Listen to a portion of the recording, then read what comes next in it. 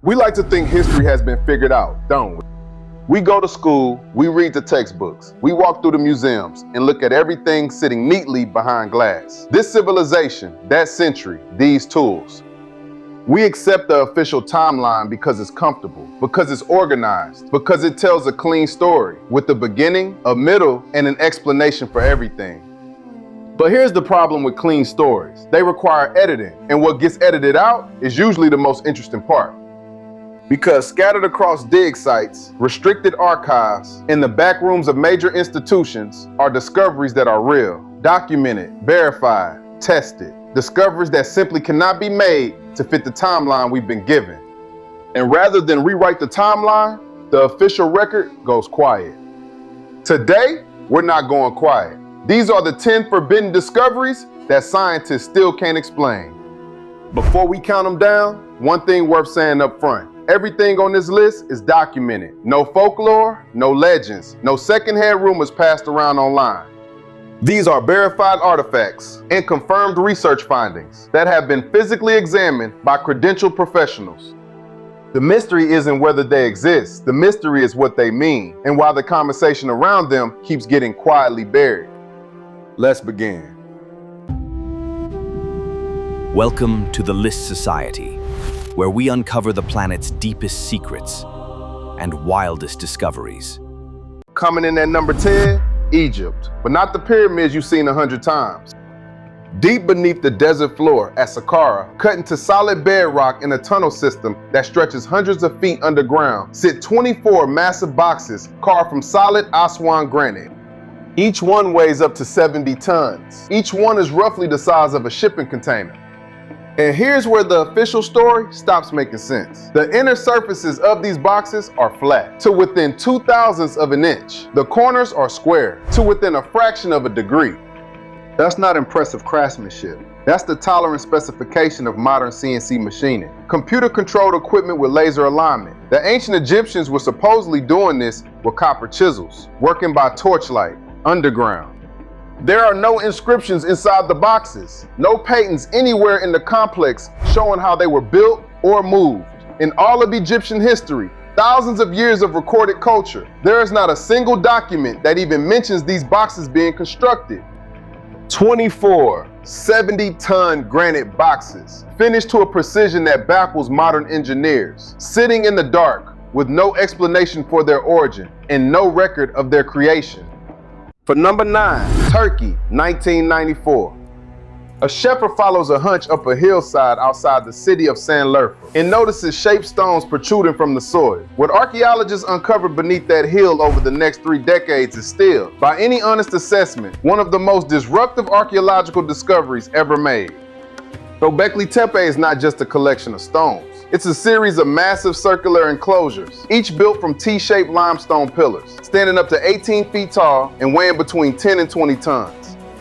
The pillars are decorated with detailed animal carvings, foxes, snakes, scorpions, vultures, rendered with genuine artistic skill. The complex is deliberate, organized, and monumental. It is not just some impressive arrangement of rocks.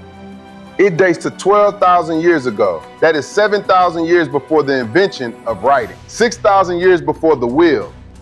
At that point in history, the official motto of human civilization says, we were nomadic hunter-gatherers, moving seasonally, surviving hand-to-mouth, not quarrying 20-ton limestone pillars, not transporting them up a hillside, not organizing a workforce large enough to build a monumental ceremonial complex. The site didn't just surprise archaeologists. It collapsed the foundational assumption of the official timeline, that organized civilization requires agriculture first.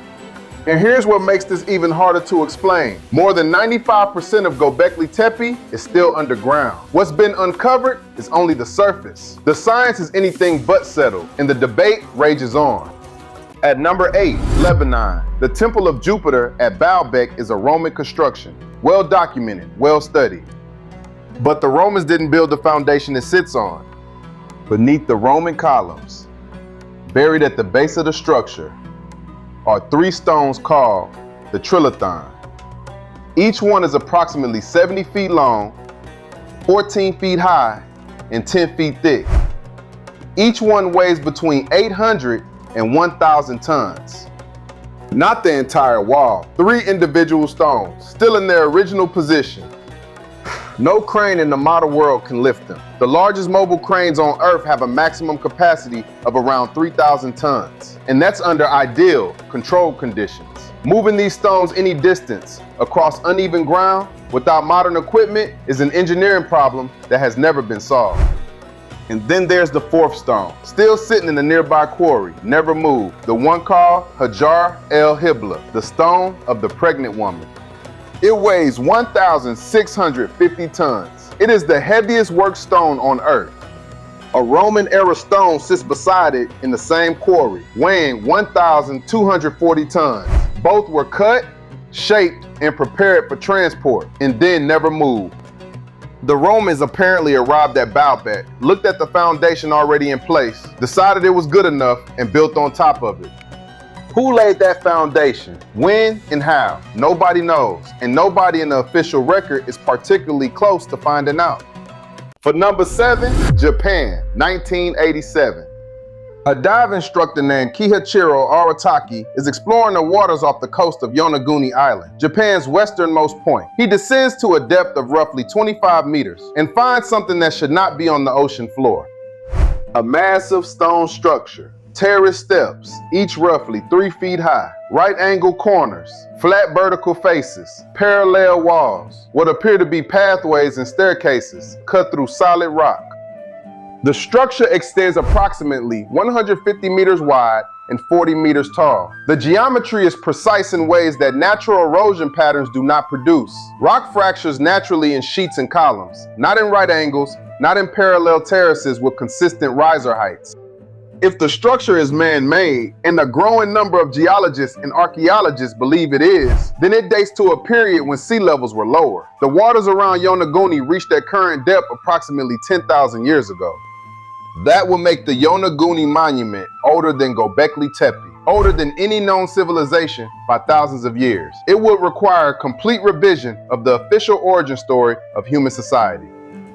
The Japanese government has never formally designated the site a historical monument. No state-funded research program has ever been commissioned to investigate it. The official academic position, that it is a natural geological formation, has never been supported by a peer-reviewed study of the right angles. The debate has been effectively closed without being resolved. Whatever is really going on beneath those waters, the Yonaguni Monument remains one of archaeology's most deliberately ignored open questions. At number 6, India, Maharashtra State. The Ellora Caves complex contains 34 monasteries, temples, and sanctuaries, carved directly into the face of a basalt cliff. Most of them are extraordinary. One of them is in a category entirely by itself. The Kailasa Temple, Cave 16, is not built upward from a foundation. It was carved downward into the cliff face. Workers began at the top of the rock, 100 feet above ground level, and carved inward and downward, removing rock to reveal the structure below. The finished temple is 164 feet long, 109 feet wide, and 98 feet tall. It contains a main hall, multiple subsidiary shrines, intricate sculptural panels, and a tower rising 100 feet above the courtyard floor. Every element, every pillar, every lintel, every carved figure is part of a single continuous piece of basalt. To build it this way required removing an estimated 400,000 tons of solid rock. Modern engineers have calculated that using only the tools documented to exist in 8th century India, completing this project will require 7,000 skilled workers laboring continuously for 150 years without pause. The construction is officially attributed to King Danti Durga around 756 AD, with the project supposedly completed in 18 years. There is no historical documentation of how it was done. And here's the detail that nobody has ever explained. The 400,000 tons of carved out rock are gone. No rubble pile, no spoil heap, no record of where it went. 400,000 tons of basalt removed from a single site, and not a single ton of it has ever been accounted for. We're only halfway through, and the forbidden discoveries are only getting stranger. If you're finding this as fascinating as we do us a favor and hit that subscribe button and ring the notification bell. We explore the hidden corners of history every week, and you won't want to miss what's coming next. For number 5, a book. It sounds simple. It is not. The Voynich Manuscript is a 240-page handwritten document, carbon dated to the early 1400s, written in an unknown script by an unknown author. The illustrations show plants that exist nowhere in the botanical record. The astronomical charts correspond to nothing in known medieval cosmology. Rows of small human figures are depicted bathing in green liquid connected by elaborate pipe systems. And the text itself, which runs across every page in a consistent structured hand, has never been decoded. Not partially, not provisionally, not even close.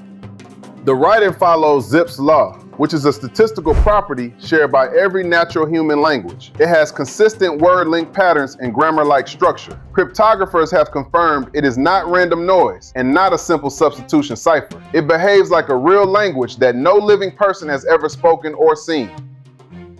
Over the past century, it has been studied by teams from the NSA, British intelligence, and dozens of the world's leading linguists. Not one sentence has been definitively decoded.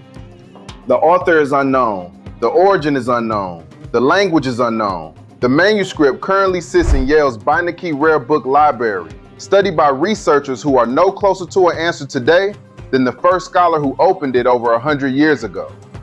6 centuries of silence. Coming in at number 4, China, 1938.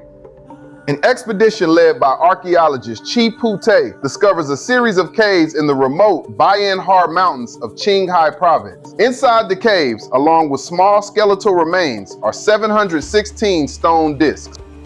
Each disc is roughly 12 inches across, carved from granite, with a central hole and a spiral groove cut into the surface, a design that bears a remarkable resemblance to a vinyl record. The cutting of the groove into granite alone is a technically demanding task. When researchers attempted to decode the spiral grooves as a form of text, the reported findings were extraordinary. A story describing beings from a distant star system whose craft crashed in the mountains 12,000 years ago. The Chinese Academy of Sciences reportedly restricted publication of the initial research. The discs were photographed and formally documented, and then they disappeared. No museum in the world currently holds them. Their physical location is unknown. Whether the decoded content is genuine, exaggerated, or entirely fabricated, that is a separate question. But this one is harder to dismiss. An officially documented collection of 716 stone artifacts, photographed, cataloged, and studied by credentialed researchers has simply vanished from the academic record. No institution holds them. No one knows where they are. Whatever they were, they're gone. And nobody in the official record seems particularly interested in finding them. But number 3, something the scientific community has confirmed and quietly moved past. In 2008, Russian archaeologists working in Denisova Cave in the Altai Mountains of Siberia found a single bone fragment. Not a skull, not a skeleton, a piece of a pinky finger, roughly the size of a thumbnail. DNA analysis of that fragment revealed the existence of an entirely unknown species of human being, the Denisovans. A species that walked this planet alongside us, interbred with modern humans, and left no trace in the official historical record until one finger bone came out of a cave in Siberia. And then it got significantly more complicated. In 2018, analysis of a second bone fragment, given the designation FDC5, nicknamed Denny by researchers, revealed something extraordinary. This individual had a Neanderthal mother and a Denisovan father. First generation, a child born of 2 different human species. Modern humans alive today carry Denisovan DNA in their genome, particularly in populations across Southeast Asia and Oceania, where the concentration is highest. The implications of this are enormous and rarely discussed in mainstream education. The evolutionary history of our species involves more species, more interbreeding, and more complexity than the standard model has ever accounted for. How many other human species shared this planet with us? How many gaps remain in the official fossil record? The Denisovan Discovery didn't answer those questions. It opened them. And then the conversation moved on. At number 2, not dozens, not hundreds, but over 11,000 engraved stones collected near the city of Ica in southern Peru. A physician named Javier Cabrera began acquiring them in the 1960s, sourcing them from locals who found them in riverbeds and on the desert surface. The engravings depict things that have no straightforward explanation. Open heart surgery performed with visible surgical instruments, a human figure using what appears to be a telescope, detailed maps of continental landmasses, and most controversially, human beings depicted alongside animals that went extinct millions of years ago. The official scientific response arrived quickly and with finality. Fakes, carved by local villagers selling to tourists. Some villagers did confess to carving stones for sale, but the explanation doesn't hold up against the full collection. Cabrera's acquisition of stones predates the tourist industry in the region by decades. Analysis of the natural patina on some original stones is consistent with significant age. And the scale? 11,000 individual stones with a consistent and internally coherent visual vocabulary makes coordinated mass fabrication not just unlikely, but essentially implausible. The stones were officially dismissed and largely removed from mainstream archaeological literature. No major institution funds research on them. They sit in a private museum in Ica, studied by almost nobody, while the question of what 11,000 consistently engraved stones from the Peruvian desert actually represent remains officially closed. And finally, our number one. In 1898, in a tomb at the Saqqara necropolis in Egypt, a small carved wooden object was found among a collection of buried artifacts. It was cataloged by the excavation team as a mottled bird, logged, boxed, assigned a reference number, and placed in storage at the Cairo Museum. It sat there, undisturbed, for 71 years. In 1969, Egyptologist Dr. Khalil Massia was conducting a review of stored objects at the museum and pulled the box. What he examined made him stop and look again. The object looks like a bird on first glance. On closer examination, it doesn't. The wings are flat and thin, tapering toward the tips, not curved downward like a bird's wings, but straight and horizontal like an airfoil. The nose is blunt and angled upward at a specific pitch. And the tail, which is what stopped Massia, is vertical, not horizontal like every bird and every model bird in every collection. Vertical. The only structure in nature or in engineering that uses a vertical tail fin is an aircraft. Massia brought in aeronautical engineers to model it. Scaled replicas were built using the exact proportions of the original carving. It controlled glide tests. The design generates measurable, consistent lift. It does not behave like a decorative object. It flies. The Egyptian Ministry of Culture convened a formal conference. Dr. Massia presented the findings. A follow-up research committee was proposed. And then, almost nothing. No official follow-up study was funded. No mainstream archaeological institution published a rebuttal with counter-evidence. No museum built an exhibition around the findings. The Saqqara bird was returned to its drawer in Cairo. A carved wooden object from approximately 200 BC that passes aeronautical testing with no official explanation for what it is, what it was designed to do, or how the people who made it understood the principles of flight. More than 2,000 years before the Wright brothers. The mystery remains. From 70-ton granite boxes finished to tolerances that require modern CNC machines, to a 1,650-ton stone left in the quarry with no explanation for who cut it. From an underwater monument that could be 10,000 years old, to a temple carved out of a cliff face with 400,000 tons of missing rock that nobody has ever accounted for. These are fringe theories. They aren't rumors. They are documented, verified, and officially unexplained. Sitting at the edges of the record, not because the evidence is weak, but because the questions they raise are deeply uncomfortable. Which of these do you find the most difficult to explain away? Let us know in the comments below. And if you had fun on this little journey into the unknown, do us a favor and hit that like button and subscribe for more explorations into our world's hidden history. Thanks for watching.